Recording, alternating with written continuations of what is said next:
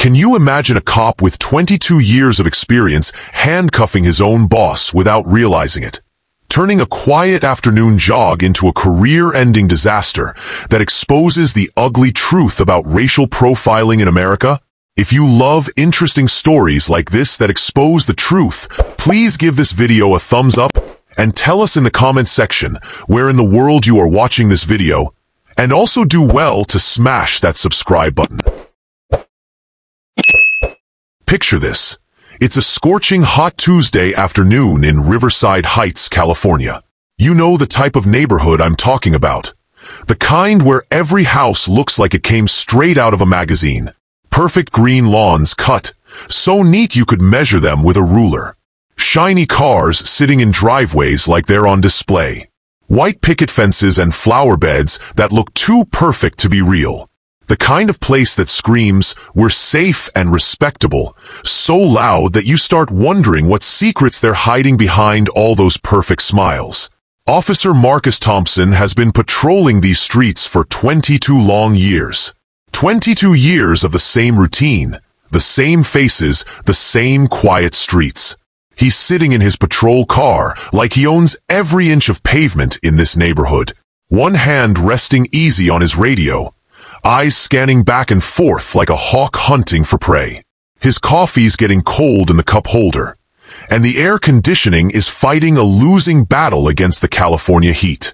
Now, Marcus will tell anyone who'll listen that he's got a sixth sense for trouble. Says he can smell it from a mile away. But between you and me, I think what he really trusts is his own judgments about people. And those judgments aren't always fair. He's the kind of cop who's made up his mind about you before you even open your mouth. So there he is, just sitting and watching, when he sees her. Keisha Washington is jogging down Maple Street like she owns the world. She's about 35, in the best shape of her life, wearing brand new Nike running gear that probably costs more than Marcus makes in a week.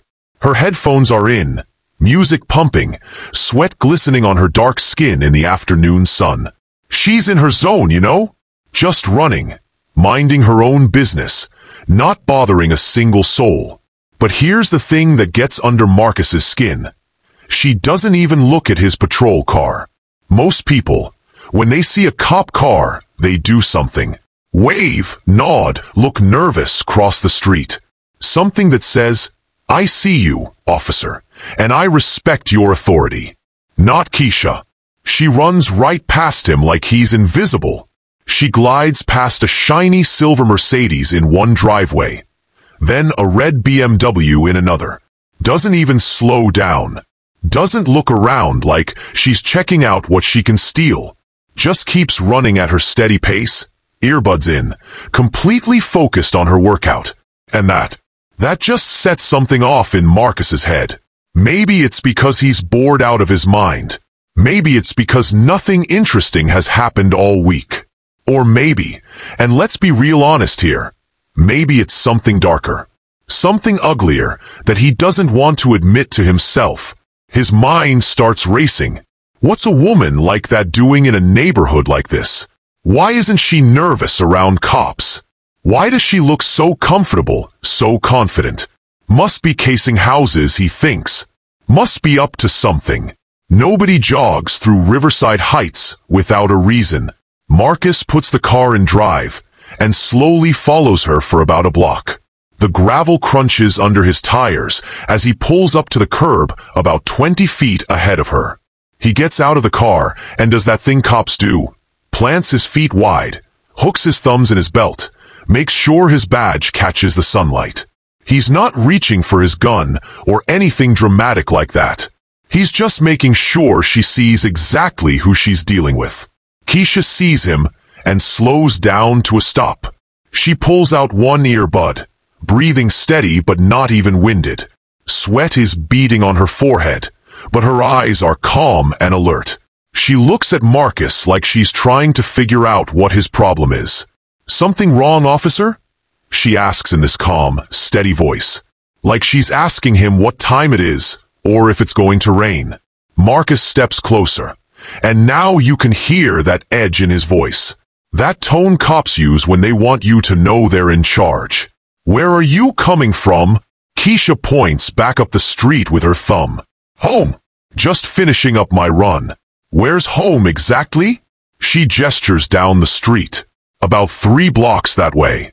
Marcus nods, but his eyes are still suspicious. You got any ID on you? And right there, right in that moment, something shifts in Keisha's face. Her jaw tightens just a little. Her shoulders square up. But her voice stays perfectly calm and controlled. I'm not required to carry ID while I'm jogging, officer. Oh, that does it. That just sets Marcus off completely. Because in his mind, good people cooperate with police. Good people don't know their rights. Good people don't question authority. They just say yes, sir, and no, sir, and do what they're told. Look, Marcus says, his voice getting harder. I need to make sure everything checks out here. This is a nice neighborhood, and we've had some break-ins lately. Keisha crosses her arms. And you think I'm responsible for break-ins because I'm jogging? I didn't say that. You didn't have to say it. You stopped me in broad daylight for no reason other than the fact that I'm jogging while black. Marcus feels his face getting hot. Now wait just a minute, Dash. No, you wait. Keisha reaches into her pocket for her phone. Maybe I should call someone who actually knows how to do police work the right way. And that's when Marcus makes the biggest mistake of his career. He steps forward and grabs her wrist before she can dial. You're not calling anybody until we get this sorted out. Get your hands off me. Keisha shouts, trying to pull away. But Marcus is already moving. He's got his handcuffs out, and before anyone can blink, he's got them snapped around Keisha's wrists. Tight. Too tight. The metal bites into her skin. What the hell is wrong with you? Keisha yells, and now people are starting to notice. There's a man on his front porch who drops his newspaper and pulls out his phone. A woman by her mailbox freezes with her mouth open. A teenager walking his dog stops dead in his tracks. Suddenly, the quiet afternoon in Riverside Heights isn't so quiet anymore. Marcus is breathing hard now, adrenaline pumping. Should have just cooperated, he mutters. Keisha looks him straight in the eye, and her voice is deadly calm. You're making a big mistake, officer. You don't even know who I am. I know exactly what you are. Marcus shoots back, immediately regretting the words as soon as they leave his mouth. And what's that? Marcus doesn't answer. He can't answer. Because the truth is ugly, and he's not ready to face it. He keys his radio. Dispatch, this is Unit 47. I've got a female suspect refusing to cooperate, requesting transport. Keisha just shakes her head, almost like she's seen this movie before. Like she knows exactly how it's going to end. 22 years on the force, she says quietly. And you still don't know how to do your job. Marcus stares at her. What did you say? But before Keisha can answer, a man in an expensive suit comes walking across the street. He's about 50, silver hair, the kind of guy who's used to being listened to when he talks. Excuse me, officer, the man says, his voice carrying that authority that comes from money and education. What's going on here? Marcus turns to him, irritated. Police business, sir. Please move along. But the suit guy isn't moving anywhere. He looks at Keisha, looks at the handcuffs, looks back at Marcus. You arrested this woman for jogging? She was acting suspicious, Dash. Suspicious how? By exercising? Keisha speaks up, her voice still calm despite the metal cutting into her wrists.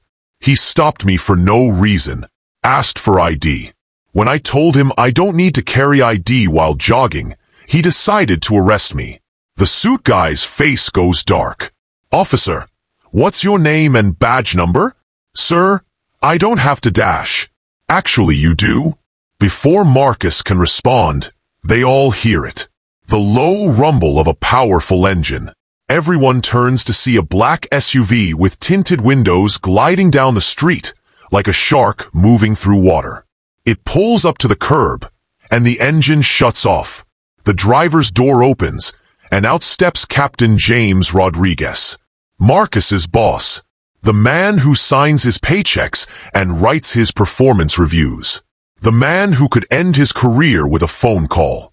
Captain Rodriguez is about 45, built like he used to be military, with gray at his temples and eyes that don't miss anything. He takes one look at the scene: Marcus, Keisha in handcuffs, the gathering crowd, the phones recording everything, and his face turns to stone.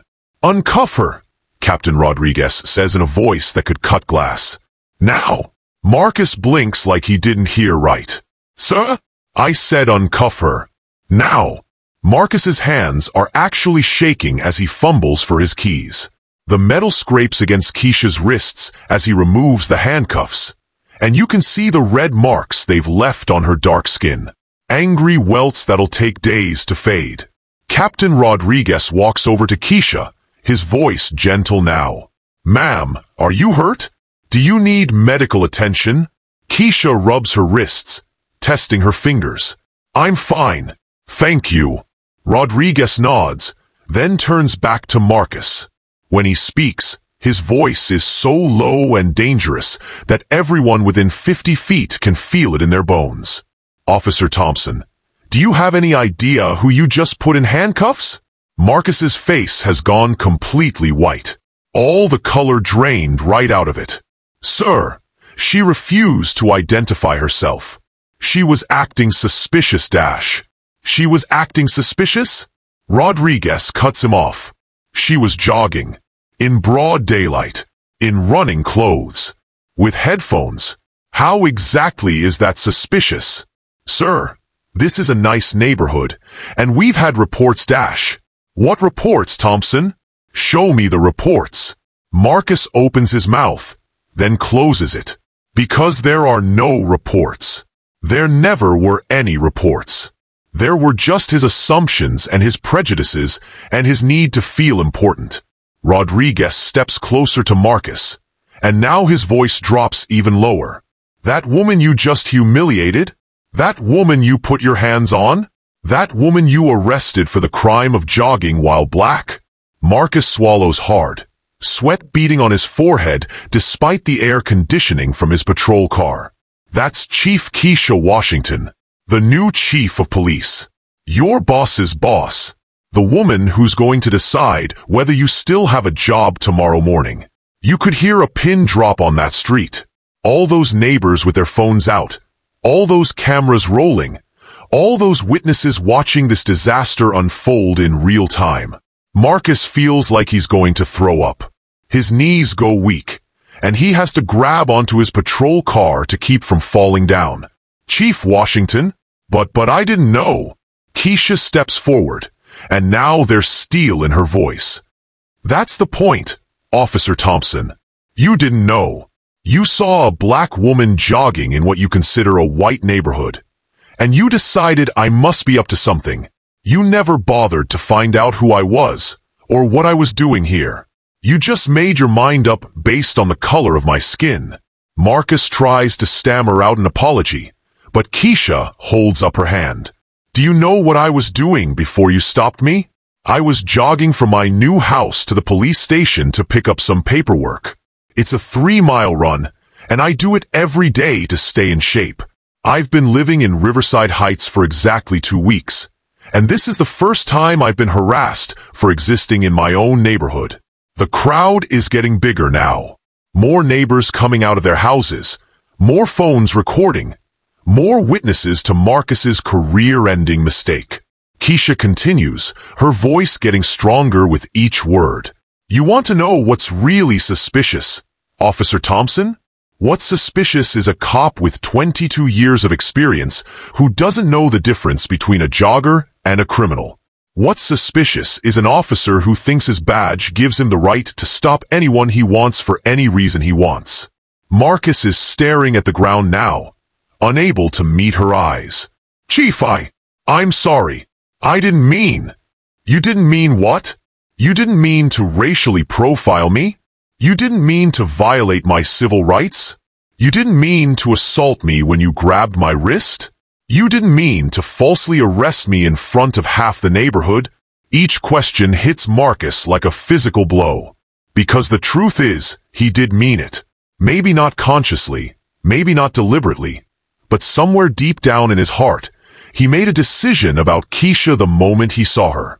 And that decision had nothing to do with police work and everything to do with prejudice. Captain Rodriguez steps between them.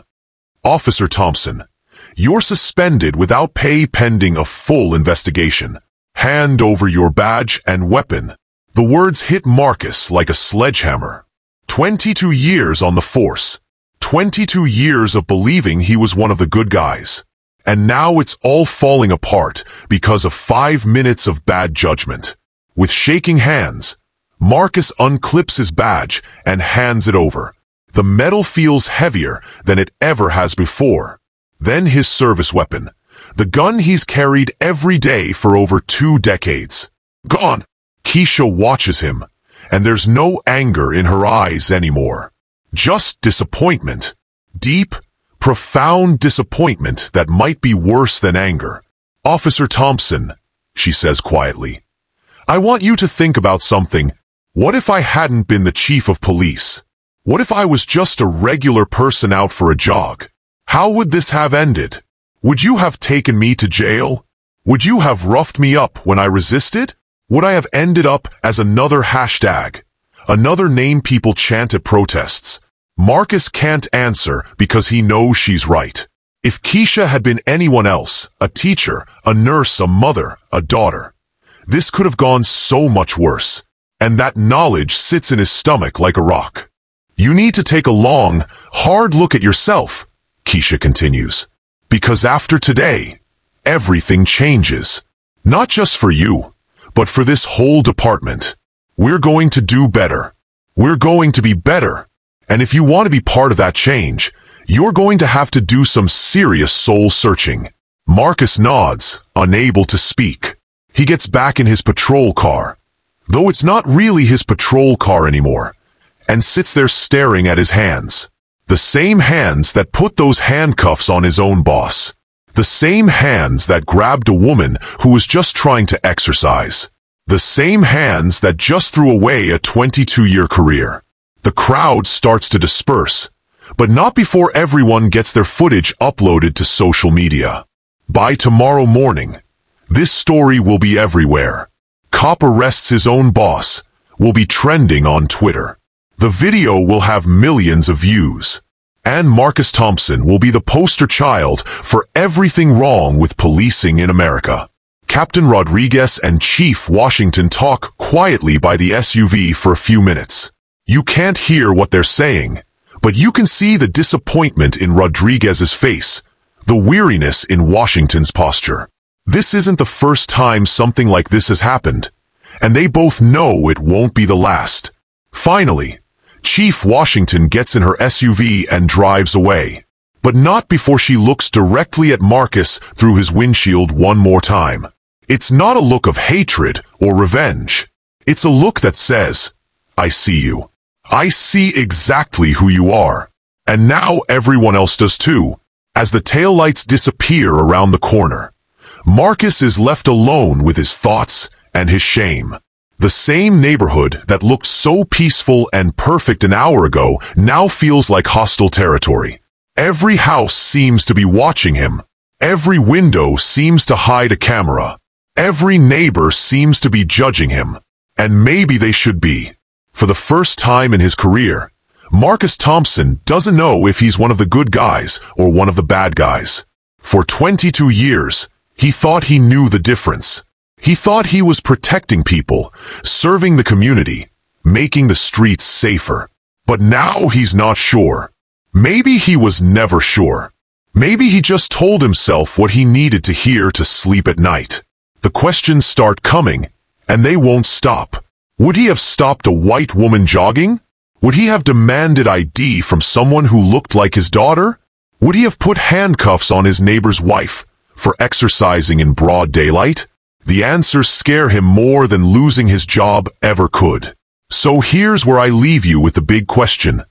How does a story like this end? How many more Keisha Washingtons have to get handcuffed for jogging while black before something actually changes? How many more Marcus Thompsons have to lose their careers before the rest of them start paying attention? Maybe change starts with a mistake. Maybe it ends with one. Either way, the whole world is watching now. What would you have done if you saw this happen in your neighborhood? Who was right? Who was wrong? And what does justice really look like when the system is broken from the inside out?